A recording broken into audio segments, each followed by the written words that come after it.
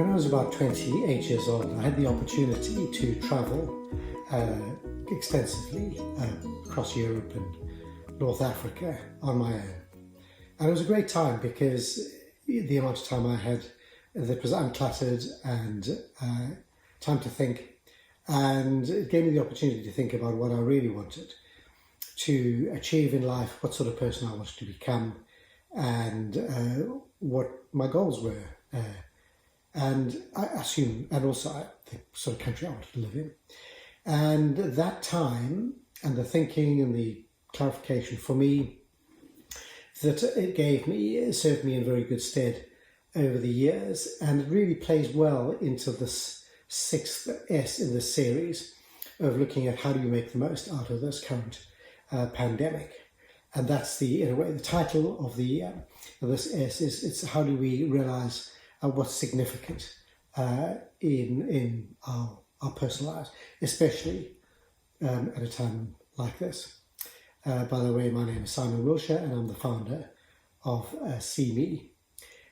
So let's get into the significance sector of the series, and I'm going to go through 7 steps which I hope will be helpful to you. It doesn't come out, by the way, from the covers of somebody else's book. It really is more the book of life, something that's worked for me and worked for many people that we've shared this with before.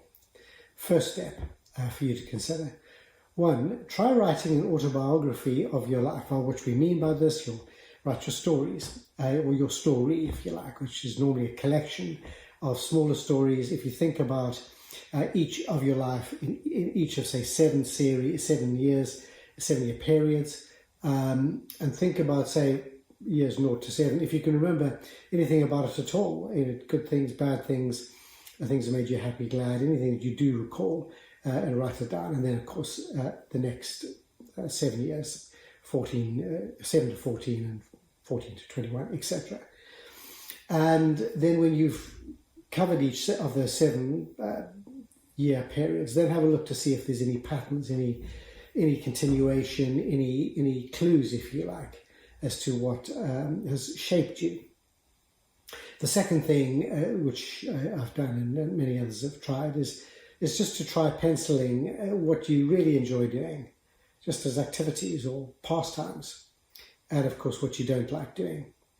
And have that as a sort of running score. Do it over a few days or few weeks, and you find it'll gradually take shape into what the more significant parts of what really does bring you joy.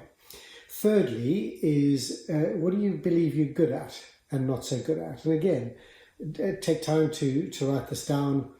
You'll find that over time your thinking does change and you can become a little bit more definitive about what you really do believe you are good at and less good at. Fourthly, if you take time to complete a little bit of a scenario, and can you remember what hopes and dreams you had as a child? They could be bizarre, they could be actually a little bit extreme, they could be very different. I know my son's youngest daughter wants to become an astronaut now. Will she or won't she? I don't know, but at the moment it's really captured her imagination.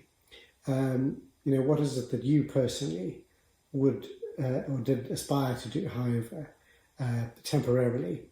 It's worth writing those down. And then fifthly, your wheel of life. And you may have done this. The way in which we've done it is to draw a circle and then put the spokes into the wheel and consider each spoke to be a spoke of life, if you like, an area of life that's important to you. So it could be, say, your family. It could be, I don't know, what you enjoy doing. It could be hobbies. It could be your job. It could be your financial side. It could be your spiritual side. It could be your mental health. It could be your community.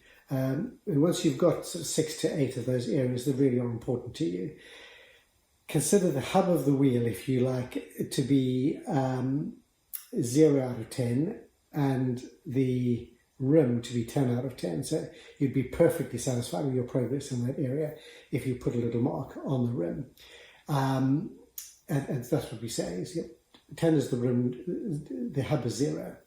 And then put a dot on each of those areas of life that are important to you, and then join the dots and see what sort of wheel balance you've got in your wheel. Once you've covered those areas, what I find is really useful is to look for the patterns between them, look for the similarities, look for anything that you think are clues that could make you uniquely yourself. And then the final step for us would be doing a CME profile. Because of course what the profiles do is it actually does give you a really strong clue as to what your unique identity is. That person that you can uniquely be, that nobody else could be. Because what we do find is that when we do seek to be somebody like somebody else, and that's such a temptation in life, isn't it, to constantly either compare ourselves or to admire or, I suppose, wish we could be more like somebody that we've met or somebody that we've read about or a film that we've seen. And of course, this is a big danger because we never will be a first-class other person. We'll probably be a second-class other person. We can be a first-class me, the authentic me, and that's really what we're looking to search for. So when you've done your profile and you've actually looked at each of those other areas and look for the patterns, what I found is that it gives really great clarity in terms of what is significant for you, what is important for you to be as a person, to achieve in life, and maybe the country or culture that you want to be part of, the values that will determine you and how you want to live your life. So hopefully that's been helpful. We've done it with scores of people, probably hundreds of people now, and it's extraordinary that every single one of them has said that when they do take those 6-7 steps, they do find it to be extraordinarily helpful, whatever the stage of life, just beginning a new career, end of career, mid-career, whether you think about it in terms of your family life or there's been a crisis that you've had either exacerbated or brought about by the current situation, or just by, I suppose, the hammer of life, if you like. Sometimes we just get hit by circumstances that are difficult to cope with. And those are the times when this sort of thinking can be invaluable. So hopefully those 6 S's have been useful to you. In the first one, we covered the season, what's important at a time like this. Then we covered systems, when we looked at how do you get to where you really want to be, going through from the secure stage to the sustainable stage to the scalable stage. Then we looked at the social element of the people side, the community, the connections that you make. We looked at the space you occupy, the places, whether that be at home or whether it be out there or whether it be extended spaces in other areas of life. And we looked at the structure, and finally what we're looking at here is what's significant in life, not just at a time like this, but in life. Hopefully that's been helpful to you. Please do get back in touch as always with any questions or comments, and we look forward to the next video, which will really be bringing those 6 elements together and looking at how CME can throw light on each of them. Thank you very much, and we'll speak to you soon, or hopefully hear from you soon.